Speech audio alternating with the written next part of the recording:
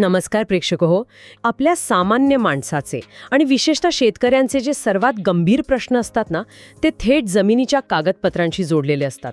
जमिनीचा सातबारा म्हणजे जमिनीचा आधार कार्ड असतो हे तर तुम्हाला माहितीच आहे.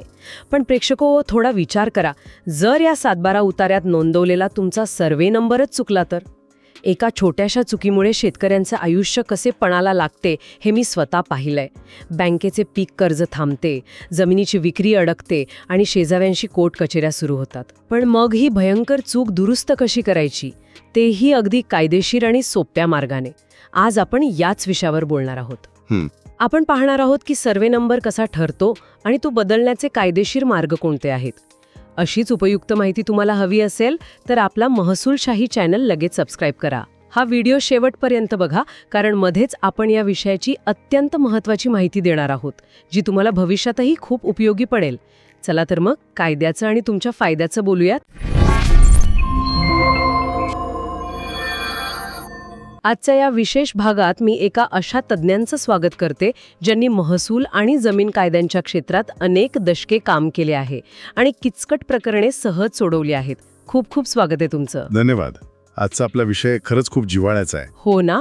अनेक गावांमध्ये बंदोबस्त योजनेत किंवा नकाशांमध्ये सर्वे नंबर चुकीचे लागल्याच्या तक्रारी आपण नेहमी ऐकतो. मुळात हा सर्वे नंबर म्हणजे नक्की काय भानगड आहे? तुम्ही अगदी योग्य आणि कळीचा मुद्दा मांडलात. सुरुवातीलाच हे समजून घेणं खूप गरजेचं आहे की सर्वे नंबर हा फक्त कागदावरचा एखादा साधा आकडा नाहीये. सविस्तर बघूया. हा, सांगा. महाराष्ट्र जमीन महसूल संहिता 1966, ज्याला आपण MLRC 1966 असे म्हणतो, त्या कायद्याच्या अध्याय 5 आणि 6 अंतर्गत बंदोबस्त योजना राबवली जाते. म्हणजे ती जुनी पद्धत ना? अगदी बरोबर. अनेक दशकांपूर्वी, किंबहुना ब्रिटिश काळापासून सरकारी मोजणी अधिकारी प्रत्यक्ष गावात यायचे.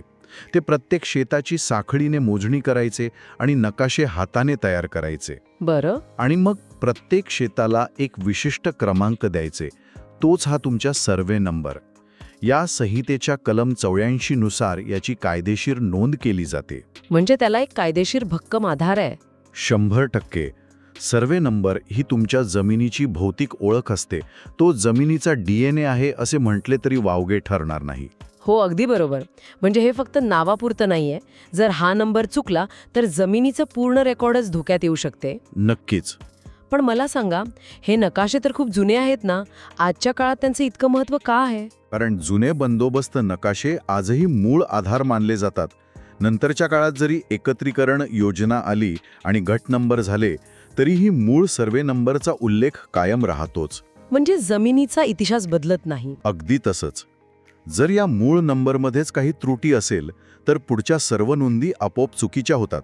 आणि मग जेव्हा शेतकरी कर्ज मागायला जातो तेव्हा बँक जुने रेकॉर्ड तपासते आणि तिथे अडचणी येते. इथे मला एक नेहमी विचारला जाणारा प्रश्न आठवतो. लोकांच्या मनात एक खूप मोठा गैरसमज आहे. कोणता गैरसमज? अनेकांना असे वाटते की जर आपल्या 60-12 उतार्यावरील सर्वे नंबर चुकीचा छापून आला असेल तर आपण थेट तलाठ्याकडे जाऊन तो पेनने खोडून तिथे बरोबर नंबर लिहून घेऊ शकतो. हे शक्य आहे का? माझ्या अनुभवातून सांगतो, हा सर्वात मोठा आणि अत्यंत धोकादायक गैरसमज आहे. म्हणजे अशी थेट दुरुस्ती करणे बेकायदेशीर आहे? पूर्णपणे बेकायदेशीर आहे. मी अनेक प्रकरणे पाहिली आहेत जिथे शेतकऱ्यांनी अज्ञानापोटी अशीच चूक केली आणि नंतर त्यांच्यावर फसवणुकीचे गुन्हे दाखल झाले. बापरे. हो. महाराष्ट्र जमीन महसूल संहितेच्या कलम 157 नुसार सरकारी दप्तरातील नोंदी या तोपर्यंत सत्य मानल्या जातात जोपर्यंत त्या कायदेशीर प्रक्रियेद्वारे बदलल्या जात नाहीत. म्हणजे जोपर्यंत शासन स्वतःहून ती चूक मान्य करून आदेश काढत नाही तोपर्यंत तो चुकीचा आकडाच कायद्याच्या नजरेत सत्य असतो. हो. थांबा जरा, हे नीट समजून घ्या. जर तुम्ही थेट दुरुस्ती करायला गेलात तर काय होईल? काय होईल? समजा तुमचा सर्वे नंबर 105 आहे आणि शेजाऱ्याचा 106 आहे. कागदावर चुकून तुमचा 106 झाला. तुम्ही जर तो परस्पर खोडून बदललात तर शेजाऱ्याचे कायदेशीर हक्क बाधित होतात. बरोबर. मग ते कोर्टात जाणार? नक्कीच. त्यामुळे अशा शॉर्टकटने काम होत नाही. उलटं ते अधिक गुंतागुंतीचे होते आणि पिढ्यानपिढ्या चालणारे वाद निर्माण होतात. तुम्ही याबाबत कधी विचार केला आहे का? प्रेक्षक हो, तुमच्या गावात अशी समस्या आहे का? समस्या कमेंटमध्ये लिहा. हो, आम्हाला नक्की सांगा. आणि हो, अशीच महसूल आणि कायद्यांशी संबंधित सर्व प्रश्नांची उत्तरे मिळवण्यासाठी आपला महसूलशाही यूट्यूब चॅनलला भेट द्या आणि चॅनलला आत्ताच सबस्क्राईब करा. हे खूप महत्वाचे आहे. तर मग जर अशी चूक थेट खोडून दुरुस्त करता येत नसेल तर कायद्याने आपल्याला कोणते मार्ग दिले आहेत? मी कलम 155 वाचले होते, पण ते नक्की कसं काम करतं? सविस्तर बघूया. कायद्याने अत्यंत स्पष्ट असे 2 मुख्य मार्ग दिले आहेत. पहिली गोष्ट म्हणजे केवळ टंकलेखनाची, म्हणजे क्लार्ककडून झालेली लिखाणाची चूक. ज्याला आपण टायपिंग मिस्टेक म्हणतो. अगदी बरोबर. यासाठी कलम 155 वापरले जाते, जिथे तहसीलदार किंवा तलाठी हे स्वतःहून दुरुस्ती करू शकतात. याचे एखादे उदाहरण देता येईल का? एक किस्सा पाहूया. समजा गावातील रामराव नावाच्या एका शेतकऱ्याच्या शेताचा मूळ सर्वे नंबर 123 असावा, पण नवीन सातबारा उतार्यावर तो चुकून 132 असा लिहिला गेला. म्हणजे फक्त आकड्यांची अदलाबदल झाली. हो. आता इथे जागेचा किंवा सीमेचा वाद नाहीये, तर ही टंकलेखनाची चूक आहे. यासाठी रामराव अर्ज करतात आणि 45 दिवसात ही दुरुस्ती होते. आणि यासाठी खर्च किती येतो? इथे एक क्विक फॅक्ट सांगतो. या कलम 155 अंतर्गत दुरुस्तीसाठी केवळ 100 ते 500 रुपये इतकेच नाममात्र शुल्क लागते. अरे वा. म्हणजे नावाची किंवा नंबरमधील छोटी चूक असेल तर ती कमी खर्चात सुटू शकते. हे तर खूपच सोपे आहे. हो, पण इथेच लोक गल्लत करतात. जर चूक मोठी असेल, म्हणजे प्रत्यक्ष मोजणीत चूक असेल, तर मात्र कलम 155 अजिबात वापरता येत नाही. 1 मिनिट, हे खूप महत्वाचं आहे. तिथे कोणता कायदा लागतो? अशा गंभीर प्रकरणांसाठी संहितेचे कलम 135 लागू होते. जेव्हा मूळ नकाशात आणि प्रत्यक्ष जागेवरच्या क्षेत्रफळात तफावत असते, तेव्हा हे कलम वापरतात. म्हणजे यासाठी मोठे अधिकारी लागतील? बरोबर. यासाठी थेट जिल्हाधिकारी म्हणजेच कलेक्टर साहेब किंवा उपविभागीय अधिकारी याची औपचारिक चौकशी करतात. हो, पण एक प्रश्न आहे, मोजणीसाठी तर खूप खर्च येत असेल ना? इथे दुसरी क्विक फॅक्ट सांगतो. या प्रक्रियेसाठी मोजणीचे शुल्क साधारण 500 ते 2000 रुपयांपर्यंत असते. पण जर तुम्ही ऑनलाईन अर्ज करत असाल तर फी फक्त 50 रुपये असते. माफ करा, मध्येच थांबवते, पण याची नेमकी प्रक्रिया काय आहे? एखाद्या सामान्य शेतकऱ्याला जर हा अर्ज करायचा असेल तर त्याने काय करावे? अगदी योग्य प्रश्न. प्रेक्षक हो, ही स्टेप बाय स्टेप चेकलिस्ट आहे, ती नीट ऐका. पहिली स्टेप, तुमचा जुना 712, 8अ आणि नकाशा एकत्र करा. म्हणजे आधी कागदपत्रे जमा करायची? हो.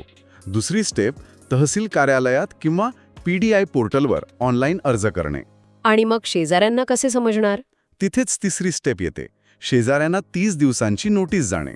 चौथी स्टेप, तलाठी किंवा सर्वेअरने प्रत्यक्ष मोजणी करणे. तिथेच मग दुधाचे दूध आणि पाण्याचे पाणी होते. अगदी बरोबर. 5वी स्टेप, सुनावणी होणे. 6वी स्टेप, 30 ते 90 दिवसांत आदेश येणे. आणि त्यानंतर उतारा मिळतो. लक्षात ठेवा, म्हणजे पुढे अडचण येणार नाही. वा, हे सगळं इतकं पारदर्शक आहे हे मला आज खऱ्या अर्थाने समजलं. आता मला एका महत्त्वाच्या मुद्द्याकडे यायचंय. एका प्रेक्षकाने कमेंट करून विचारले होते की जर ही चूक गट नंबरमध्ये झाली असेल तर काय करावे? तिथे कायदा थोडा वेगळा आहे. एकत्रीकरण योजनेतील चुका दुरुस्त करण्यासाठी महाराष्ट्र जमीन महसूल संहिता चालत नाही. मग कोणता कायदा लागतो?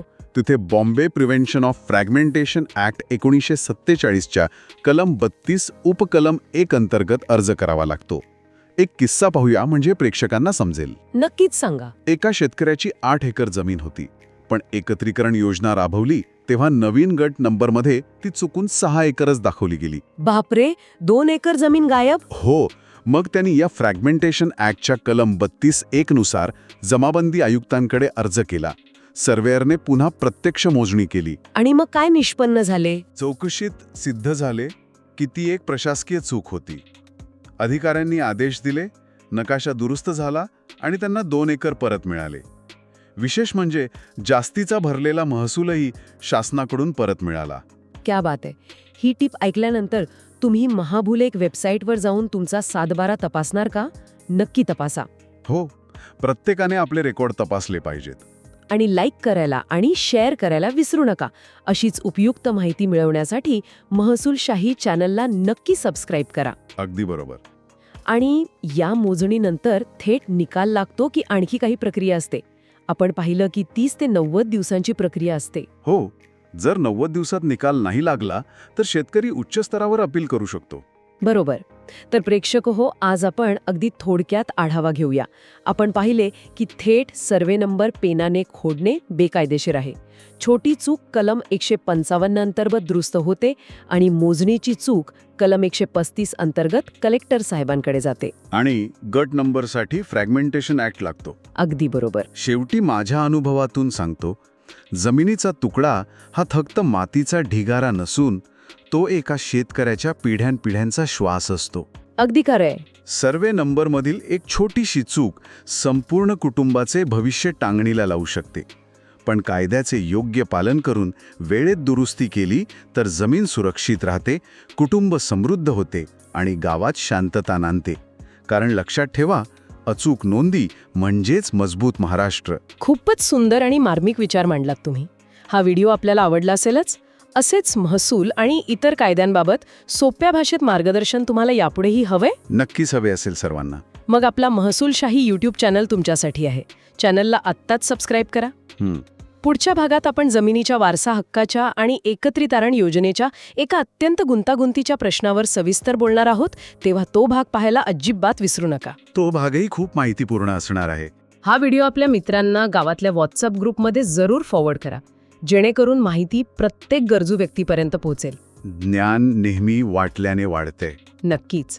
व्हिडिओ आठवणीने इतरांनाही जरूर शेअर करा, कारण आम्हाला विश्वास आहे की ज्ञान हे प्रत्येकाचा हक्क आहे. आज इथेच थांबूया.